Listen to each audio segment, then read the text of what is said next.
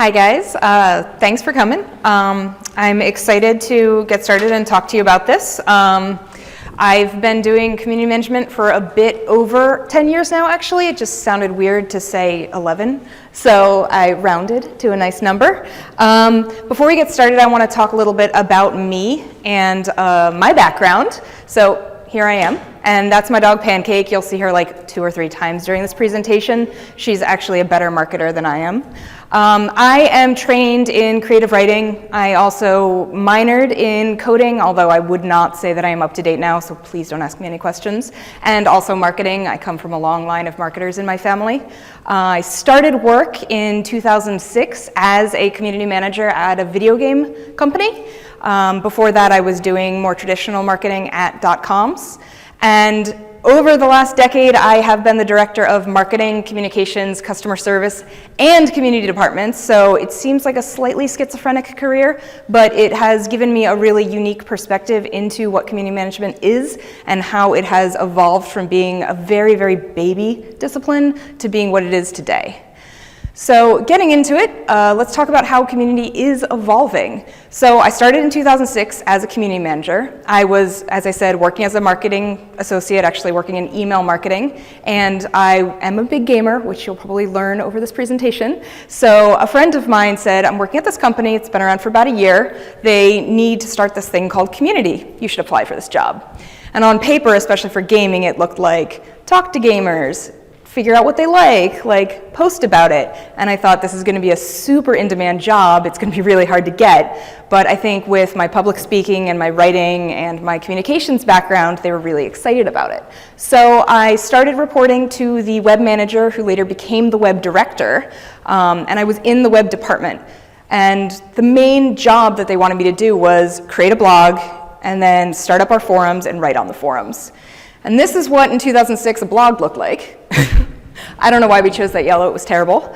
And really what we were trying to do is create a place for people to gather.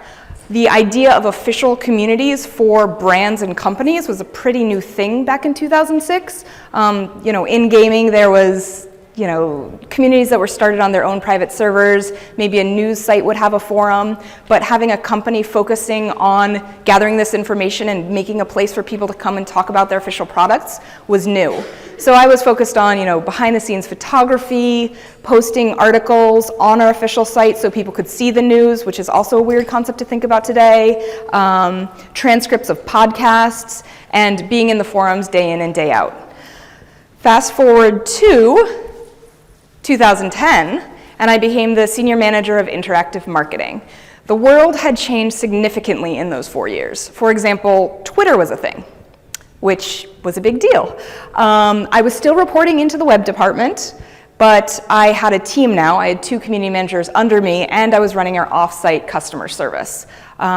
I actually thought that was weird. It was around 2008 when they started having me run customer service, and I thought they're just sort of shoehorning this into the community team. But I think that my mentor, my marketing director, was sort of a visionary with that, because if you think about support and community, it's opposite ends of the same spectrum. It's communicating and having a dialogue with your customers.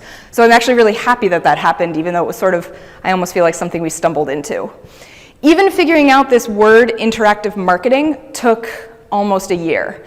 We didn't want to call me just senior community manager because, as you'll see with some of the examples, I was doing a lot of marketing and a lot of real interaction, innovative, immersive marketing and communication with our community to get people excited and understand our games.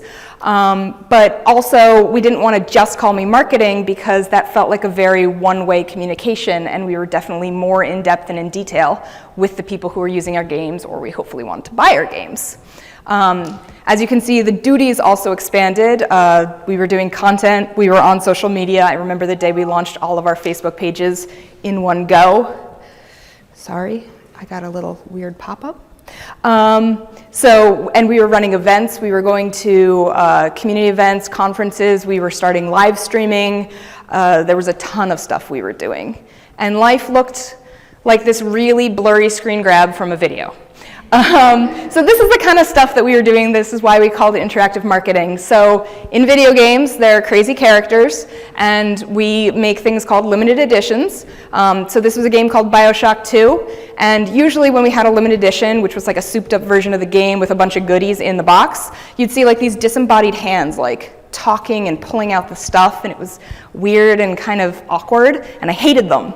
So one night we were sitting around working too late, and I said we should make a parody video of that. And so it was me unboxing something with a bunch of oohs and ahs and weird voice track, and then one of our characters came to life and trashed our office. This is actually the character using a huge drill to bust through some glass of our VP of marketing.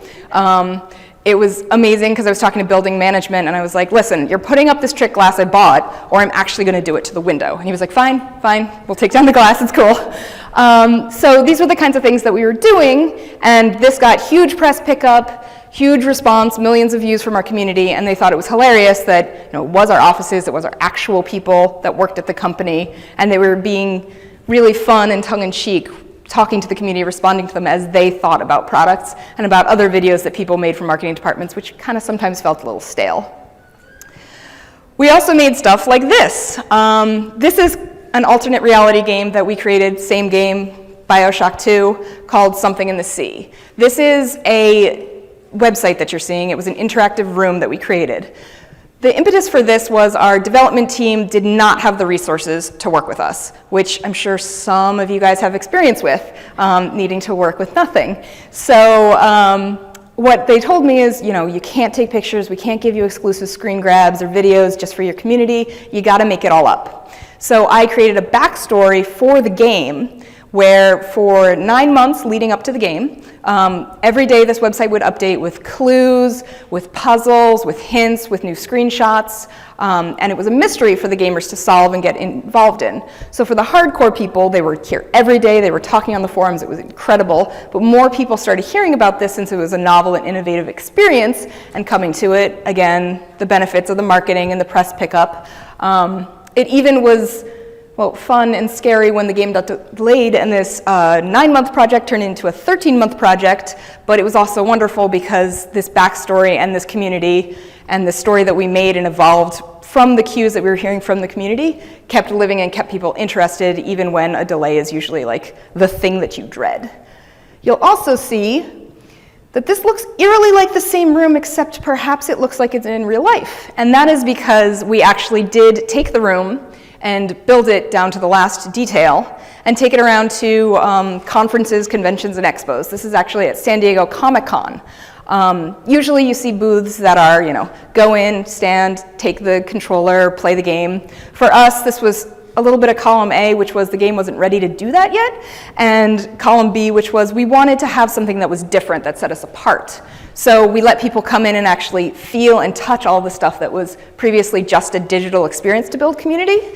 And also we would fabricate some of those puzzles that we had in the digital world so people would come in and be able to solve them and figure out the next clue before they came on the website. This was pretty amazing because I would have people come in every single day to our booth, and if you guys have ever been to Comic-Con, it's really hard to get from one end to the other. So having someone come back every single day to see what was new in the room was really amazing. And you'd also see people, huddled around this tiny space, sitting in that chair, trying to figure out and puzzle out what was happening when we invented new stuff and put new content in the room. So there were people actually forming real life connections in this convention, which is so often so anonymous, and there are just so many people, it's overwhelming. We also took that one step further. And this is a real life event that we made that was outside of any convention. So same campaign, but we presented some clues that revealed that people had to be in 10 beaches worldwide across 4 different continents at sunrise, local time, on a specific day. People unveiled those clues. They didn't know what they were going for. I had no idea if this was going to work. I also wasn't sure if I was going to get arrested for littering on some of those beaches. Yep, true story. And it started in Australia, and I went to sleep in New York that night watching people start to figure it out. And only a couple people came to Australia. They started explaining what it was, and by the time I arrived at my beach in New York, It almost looked like a zombie apocalypse in the darkness because the sun hadn't risen yet, because people didn't know exactly where they were supposed to be for the event, but there were just hundreds of people just parked or standing like in high bluffs, like trying to look over the 1 square mile that we were sending them to. And we actually had, in some cases, by the time it got to California, definitely, we had more people showing up to the event than we had bottles. And these bottles had more clues, more swag. It was for the goodies, but also for the experience. People were going not just to go pick up a bottle and leave, they were meeting people. And actually from this campaign, I know 2 people who are either dating or got married, and I've made a ton of lifelong friends myself, and this community is seriously still very involved with each other, because people were just hanging out at sunrise, which I was like, why are you guys awake? This is ridiculous. Like, I am very tired and I'm getting paid to do this. This is another campaign talking about the social media side of things. I told you you'd see Pancake again. So this was a different limited edition for a different game. Somebody wanted to know how big the box was, and Pancake comes to work with me a lot. So I grabbed her, put her in the box, took a picture, posted on Imager, just to respond to the fan who was like, how big's the box? And I was like, well, it's as big as my dog. I didn't think anything would come of this. I was just answering a community question, but somebody found it, posted it on the gaming subreddit. It became the highest upvoted thread of the day. I responded because I thought it was really weird that my dog was now more famous than me on the internet. Kotaku was one of many gaming sites to pick it up. They actually later ran a Photoshop contest about her, which was also weird. And I not only got the community involved in this picture, I also was going to other communities. Reddit's a pretty hard community to tap into, and it's difficult to go talk on a community where you are an official representative and you're not posting there every day. So the fact that I could get in there and start answering questions and talk to people about this just because of this picture was that wedge you needed to seem like a human and trusted individual. It also was a huge success. The picture was taken 3 years ago. There are 8.1 million views to it. She was featured in the Guinness Book of World Records Gamer Edition as part of this game. I don't know. She's got like an agent. Not really. I've talked a lot about really good experiences with the community and how you can outreach to them and do really innovative and different things. But there also are the bad times. So this instance was my husband and I were sitting on the couch watching Game of Thrones. And I got a text and I was like, honey, we got to stop the show. Something bad is happening on the internet and I have to deal with it. He's a very forgiving man because for the next 2 or 3 hours, I was dealing with this Reddit thread. This was from the customer service side of things. Somebody had written in because their game wasn't working, and the support person messed up the conversion of megabytes to gigabytes with their RAM, said, sorry, you don't have enough RAM, close the ticket. It wasn't the reason, he had plenty. And back in 2004, 2005, maybe somebody would have reopened their ticket and been like, you got it wrong, help me out. But that's not what people do in 2010. They go on the internet and they post a screenshot and they say these people suck.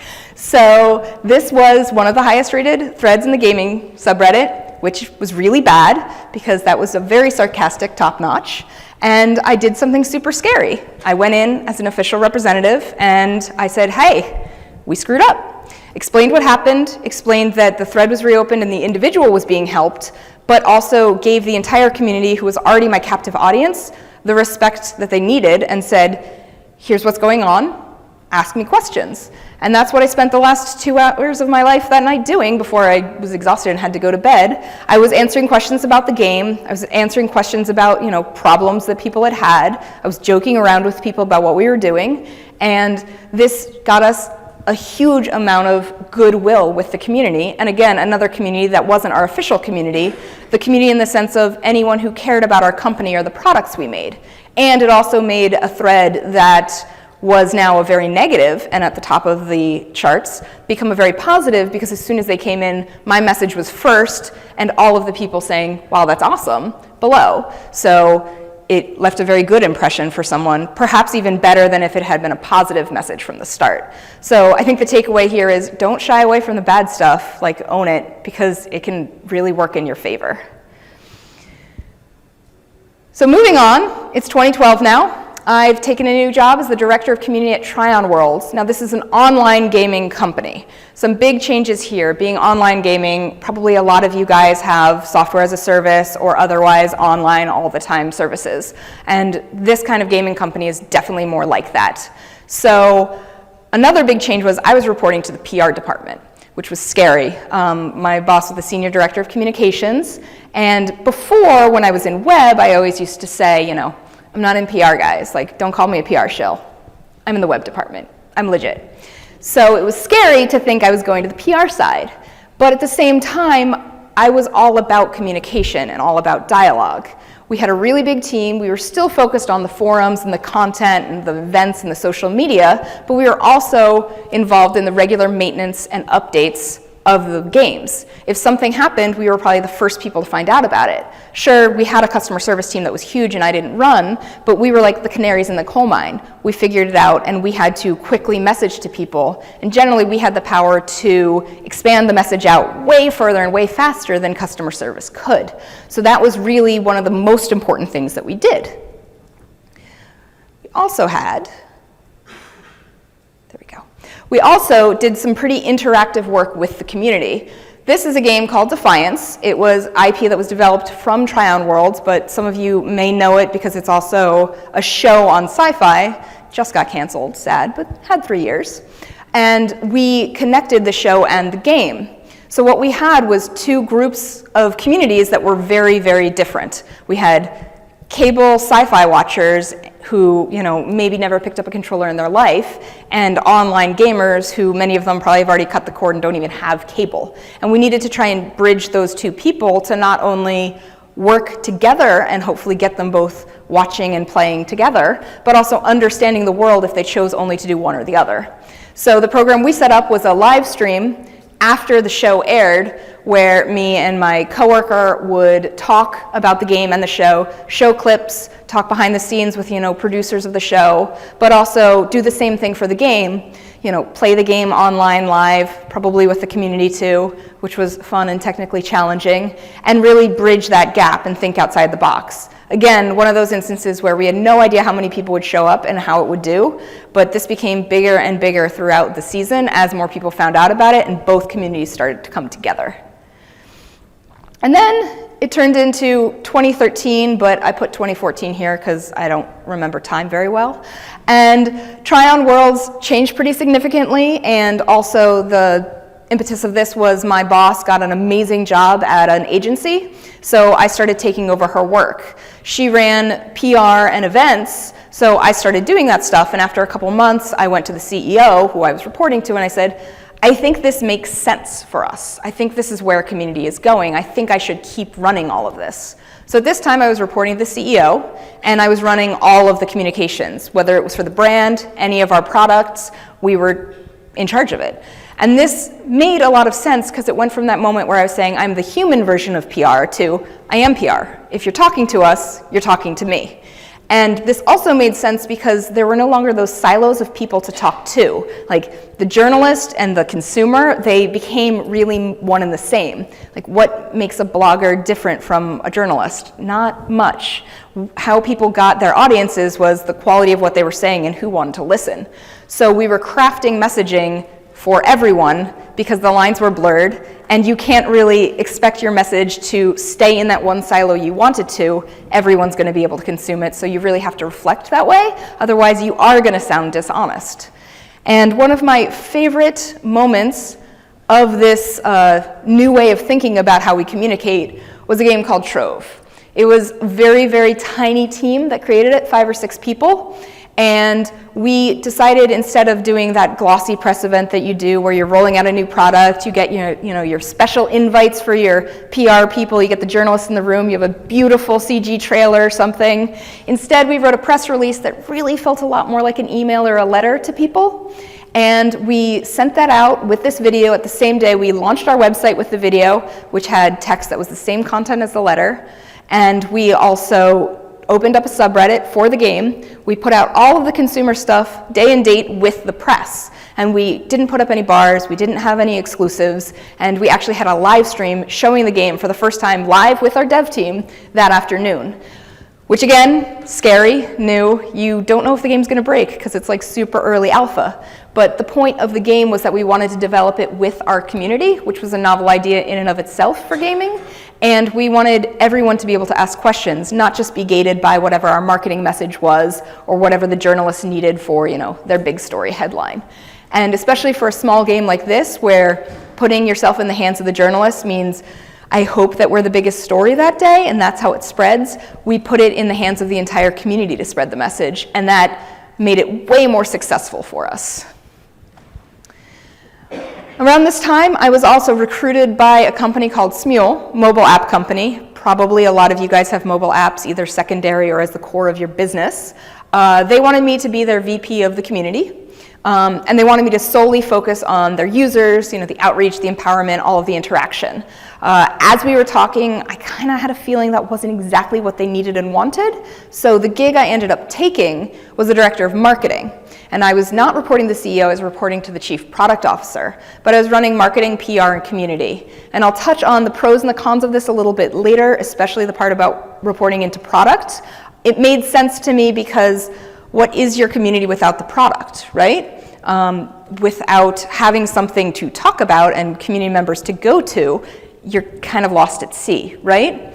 And because I was running all of these departments, it was a really cohesive brand story and message. And we did have some pretty huge successes. We ended up launching something called Smile with Mule, which was a program to help the brand. They wanted to go from being that company that made mobile games for music to a social network for people who wanted to create and share and enjoy music. And by doing this, we centered on the community, used the community's content to really show what we were in terms of social networking, despite the fact that people had historically thought of us just as a music maker. We also launched something called an artist program. Recently on Ellen, actually one of the artists and one of the community members were singing together on Ellen, which is an amazing thing to see come out of this, because artists were able to interact more deeply with their community, which, even though we were a tiny company based on record labels or events, was really meaningful to them. And community members were able to feel special and loved and having interactions with people that were their celebrities, and the odd person launches a career and gets on Ellen. So an amazing story. And now we get up to current day. At the end of the year, moved back to New York City, became the director of support at Tumblr. Weirdest reporting structure here, I reported to the general counsel. I'd worked with lawyers a ton, especially when I was littering on beaches, but I'd never reported to one.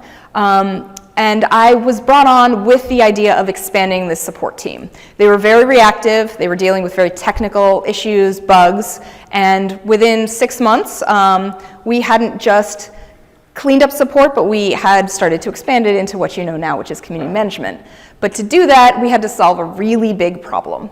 We had a 7,600 ticket backlog when I started, and it took 150 hours to get a first response on average. So first we solved that problem through efficiency, and then without increasing headcount, we expanded the department probably about 100%. And now we are community management. I report into the COO, and my department comprises of 3 different specialized teams. Engineering and product, which deals with that more technical end. Outreach and advocacy, which does a lot of that user outreach, figuring out what the community is saying, messaging directly to them. And then VIP brand and user support, because you do have to talk to your brands, your Coca-Cola, your Taylor Swift, and regular people like you and me differently. And you need to make sure that you're paying attention to all of them, no matter how big or small they are. And that team also deals with efficiency of all of our technology, be it Hootsuite or Zendesk or any other piece of software you're using. And some of the biggest accomplishments we've had in community management can be shown in this slide, which is a blog post that we created on our support blog. Now, Tumblr is microblogging, but we also have a huge social component. I mean, when people say, how do you deal with your community? It's like, well, our product is our community, literally, so we just integrate into the product. But one of the things that we didn't do was proactively talk to people about changes we were making. So you could load up your dashboard or open up your app, and something would be drastically different, and you would not have heard from us beforehand or when it was launched about what was going on. So people would be like, yo, this thing's different. Is it a bug, or did they change something? So this was our first instance of proactive messaging when we had a really big change to the platform. And it was very, very well received. It got almost 250,000 notes or reblogs to it. Historically, this blog had been around since the creation of the platform, really. Nobody really went to it because we didn't really post anything of value. Now, since we've started this proactive strategy, it's gaining 5 to 10% in readership every week. So it's kind of nuts for us, and it's sort of amazing to have doubled in size in like a month of creation and starting this new strategy. So in summary, in the past decade, I've been managed by a whole bunch of people, never the same person twice. This might seem weird and confusing. Goes back to that I have a schizophrenic career piece, but it's not actually me. It's more a symptom of how community's been evolving. And this might not be news to you, but community is its own discipline.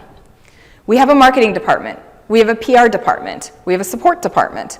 Why don't we have a community department that doesn't roll up into something different, but actually rolls up all the way to the C-suite and maybe has an executive leader in it?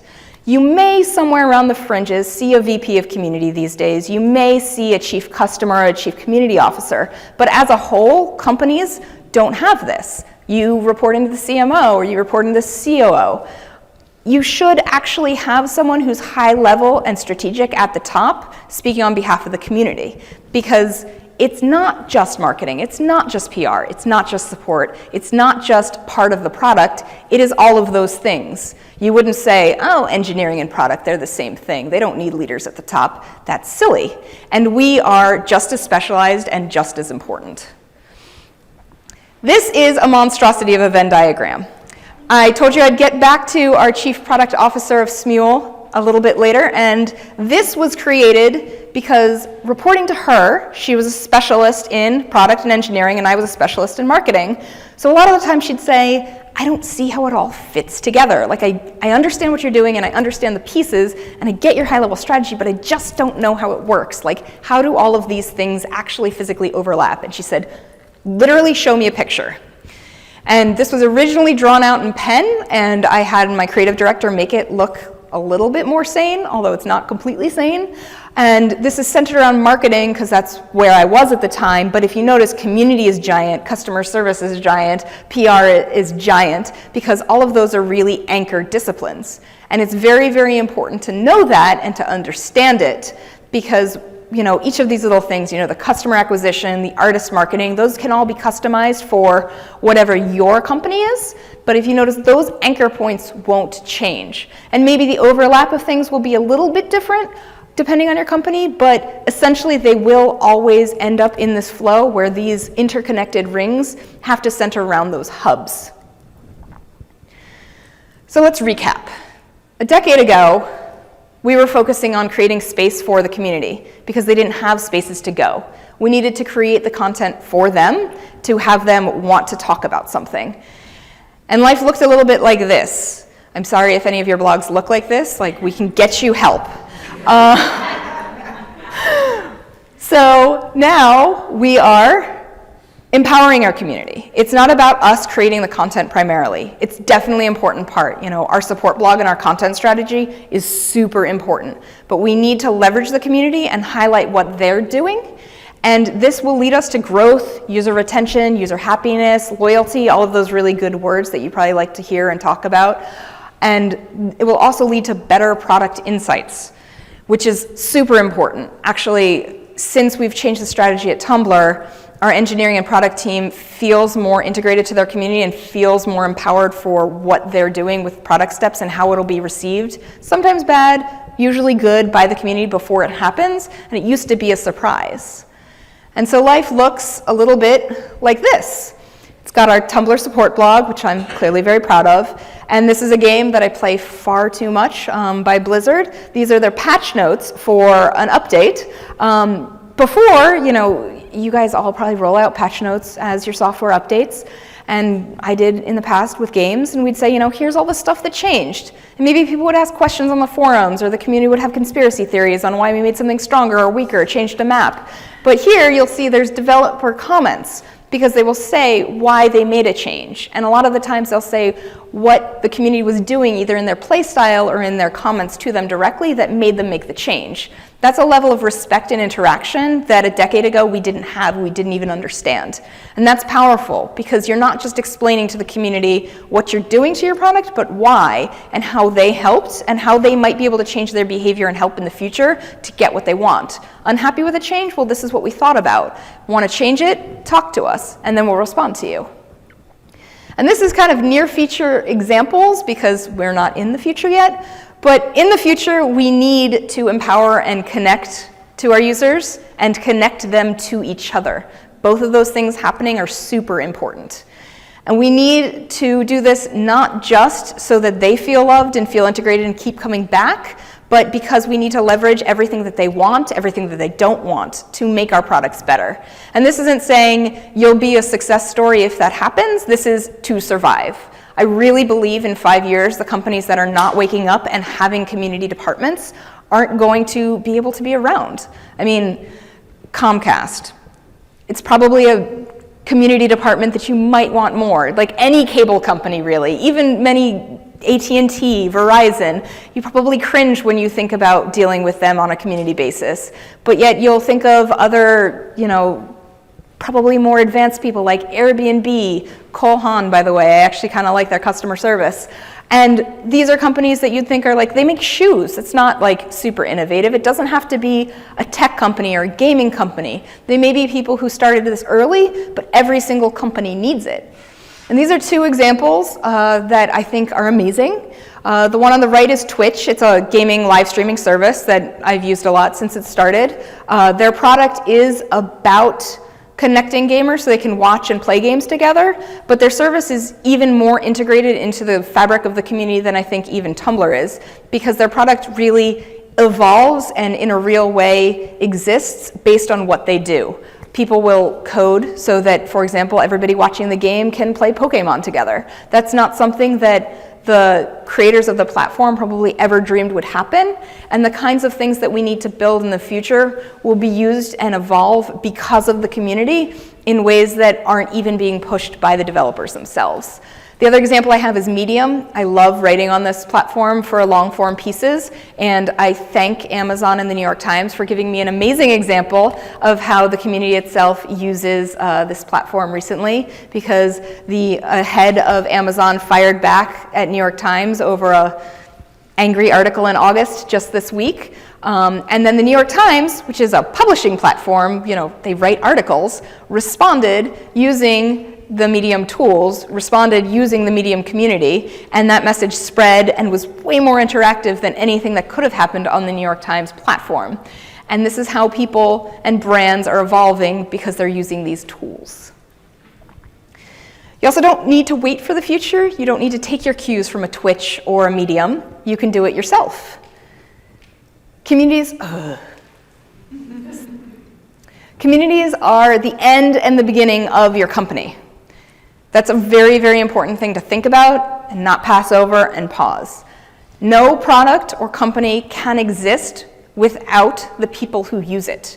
When you think about that and you embrace that and you say, I am not just important, I am the lifeblood, I am the connector and the dialogue facilitator between my company and my product and the people who want to use it, have used it, or will use it, you can preach that to anyone in your company, anyone who will listen, because it is so important. And without that connection, especially with social media and the interconnectedness and the empowerment of every single person today because of the way the internet works, this is vital to success and to survival.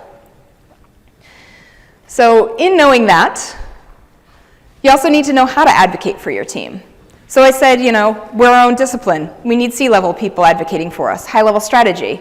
We talk about that in rooms like this, but how do we go and we tell our company so that they'll actually do what we want? We are really, really, really good at advocating for ourselves, and now we need to advocate for our teams. And the first way you do that is through data. We are qualitative at our core. We deal with people talking to us, but companies listen to data. And so these are some examples of the data that I've brought together to help move Tumblr forward. First is retrospectives, but not just retrospectives that say, here are what people are saying. Sure, it gathers up the negatives and the positives, but it also has a scope to it. So it shows support impact and tells you if it was high or if it was low. In this case, it was super high, but we wanted it. We wanted a lot of people to write in, so 84% of the tickets was amazing for us.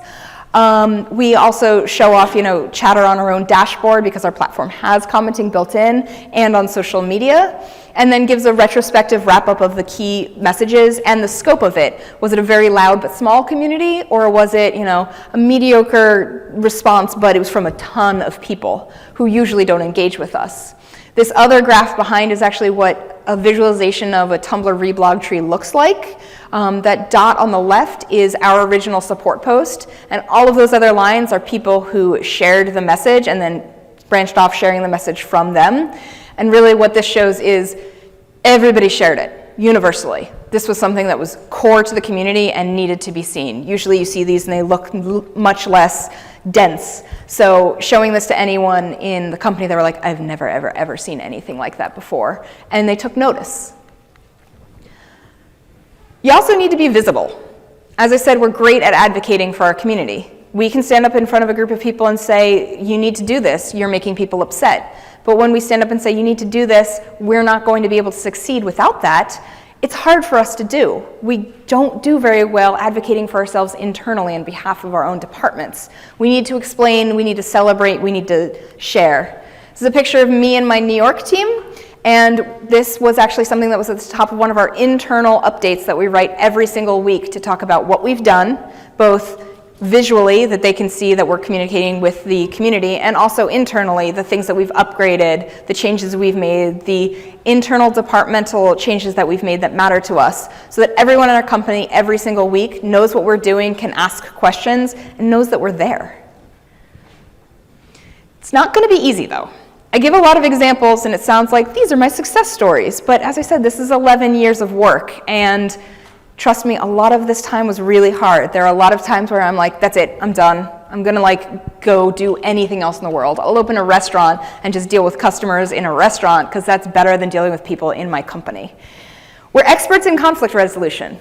We're amazing at crisis management. So when the going gets tough, we should be the first people to be able to resolve it. Again, we do it wonderfully for the external community, but we're not so great when marketing says, oh no, stop, we don't want to put that out because it's going to mess up our message, or PR says, but we have an embargo on that, we can't tell the community yet. There are ways that we can deal with these situations that are very functional and collaborative, and we have the skills already built in to deal with them. All you have to do is start working with them and work with the company. And this is going to sound really simple, but stick with me. I always say start with a cup of coffee. But the important thing is, if you're having a friction or any sort of issues with the department, don't just sit down and start talking about it with them. Sit down and listen to the other person. Because you have to understand that every other department has the same stressors and friction somewhere else that you have. Maybe not directly with you, maybe their issue lies with product or engineering. And if you sit and you let them talk without speaking, you're gonna be able to find those holes in their stress that you can help fill. So you're gonna start solving their problems, and that builds the trust and builds the relationship without having to go and bang your head at the friction that you have and the conflict that you're having. I always like to say you can also sit down with something harder, or if the person needs it, puppy therapy is great. All that matters is that you actually are sitting down with them and listening and finding that wedge to start collaborating rather than just going head on and being like, no, I want this and you want this. Because it is a community of a company, and just like you wouldn't go yell at an angry customer and say, no, this is the way it is, you'd find a way to help empathize and engage with them. So we should do that with our own internal coworkers. And that is the end. I told you there'd be another picture of Pancake. And here is my contact information in case you have any questions, or Pancake's Tumblr, because it's way more popular than mine, so that you can just see a picture of her every day. And now, if anybody has questions or want me to, talk about anything else, I will answer them. Now, there is supposed to be a mic somewhere. Back there. You're supposed to use this. Thanks.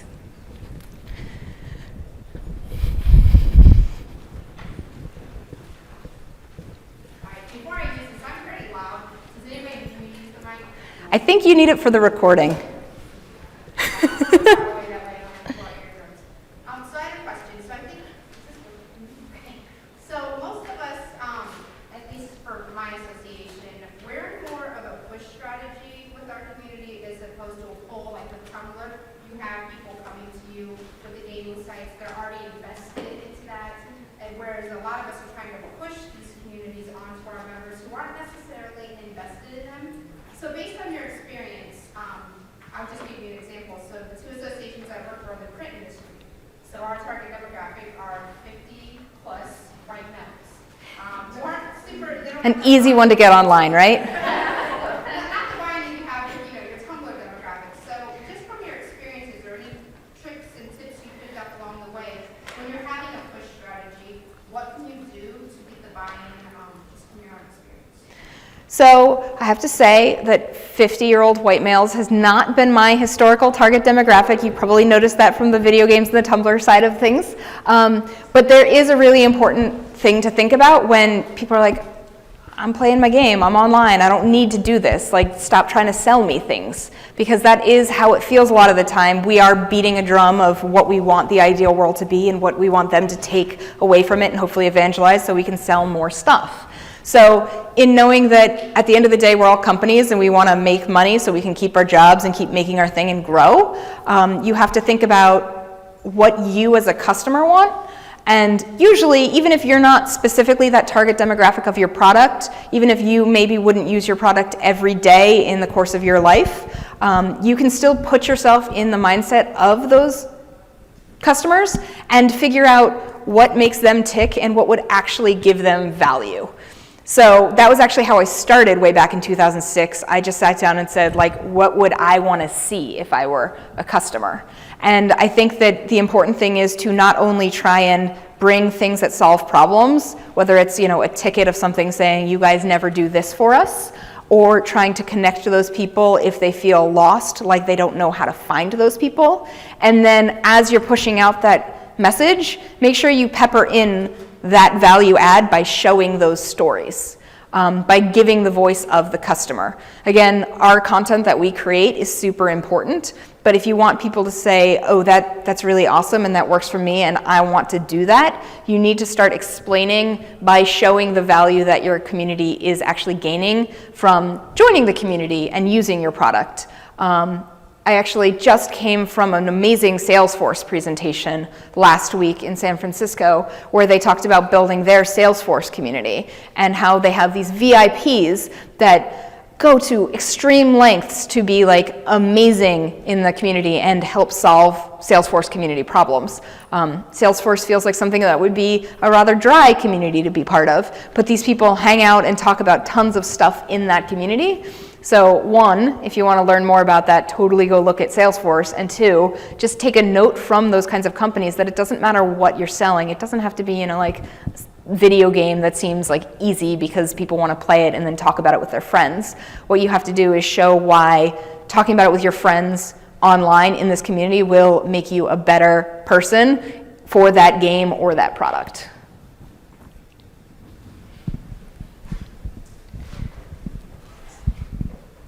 So I'm a community manager, like many of us, but in my downtime, I like to be on sites like deviantart.com and help out groups that are run entirely by people who are not getting paid to do it. We're all just users, and so on a much smaller scale, it's community management. Just nobody's getting paid to do it.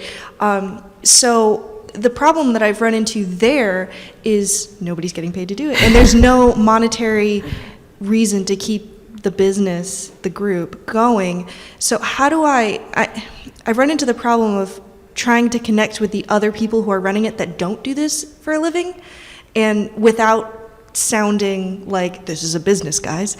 How do I connect with people who don't have that monetary influence or?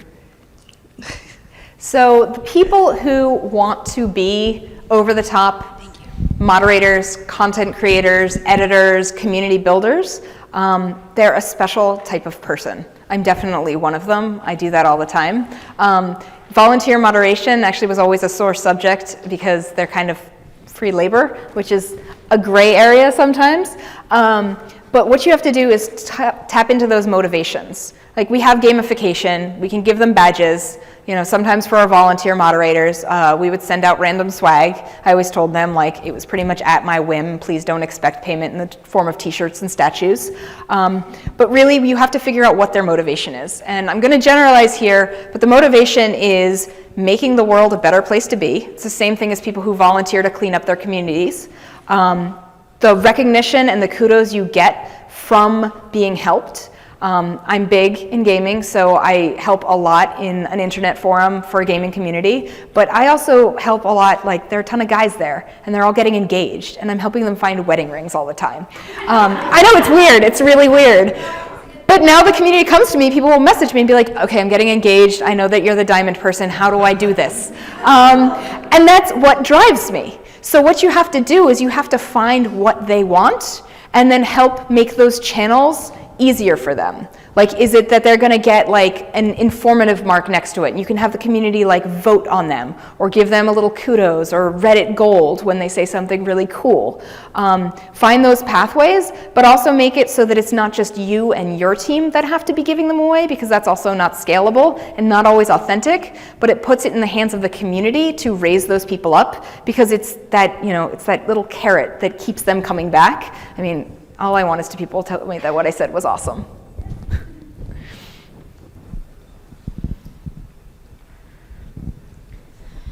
All right, I'm online pretty much all the time for pleasure and for work. I know that Tumblr and gaming in particular is can be a really toxic environment.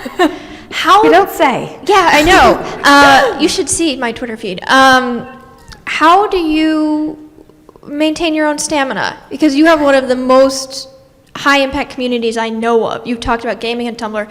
Those are both going to drain you dry. What do you do to do 11 years and still be able to stand upright? It also takes a special sort of person. Not jokingly, I sometimes say that there are definitely masochistic tendencies to people like me. But I think that one of the things that needs to drive you is first to have a really thick skin. Gotta say that being a public-facing woman in gaming, not always the easiest. Definitely could give you a whole talk on the horror stories there and how to deal with it. But you also have to figure out and want to find problems and solve them, and thrive on people who are unhappy, and making them at least understand, because sometimes you can't make them happy, and also win. I think one of the best wins that I had in gaming was we had downloadable content, add-on for a game, and we put it out on one of the 3 platforms and then canceled it on the other 2 because it didn't make financial sense. Well, that's not fun, right? Like, you're making a class system. And I was just a community manager at the time, so didn't really have that much like clout of being very senior in the company. And I put together a huge report using that qualitative and quantitative background. And I didn't just say, like, you're pissing people off, you have to make them happy. I also said, and here are how many people probably will not buy any future stuff from this franchise because you've made them mad. And remember this other huge franchise that we're publishing a game for in 6 months. There's a huge community overlap there. Do you think they're gonna forgive us for that after this burn? And so I not only got them to say, fine, we'll publish that content, like we see the long tail of the revenue lost and it makes sense, but we also convinced executive leadership to release that content for free as an apology. And that also helped because the next installation, which they also uncanceled, we sold. And all of those people were so excited because they got the content for free that they went out and bought it, made more money than the projections, yada, yada, yada. So it's those kinds of issues. It's going in when people are irate and calling you lots of bad names because they love to shoot the messenger when something goes wrong, right? You cancel a product, it's my fault. You uncancel a product and the devs are heroes. But knowing that you are winning that battle and you are making them happy is really huge. And focusing on the changes that you've been able to make internally with the company and externally really is what drives me. So kind of turn the unhappy people into data you can use. Yeah, and also find other like-minded people. Again, contact information.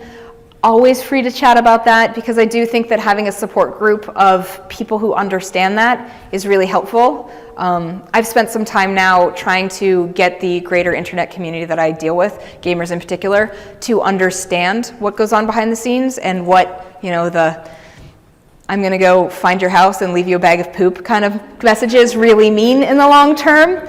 And being able to pull back that curtain and have people understand. The internet's anonymous so much, it's really easy to hurl an insult when you're not actually looking at someone face to face. Most of the people wouldn't actually say it to me. So I think that bringing that human impact in helps. And that's also a great strategy for a company, because if they see the company as a place built of humans, it's a lot harder to treat people that poorly.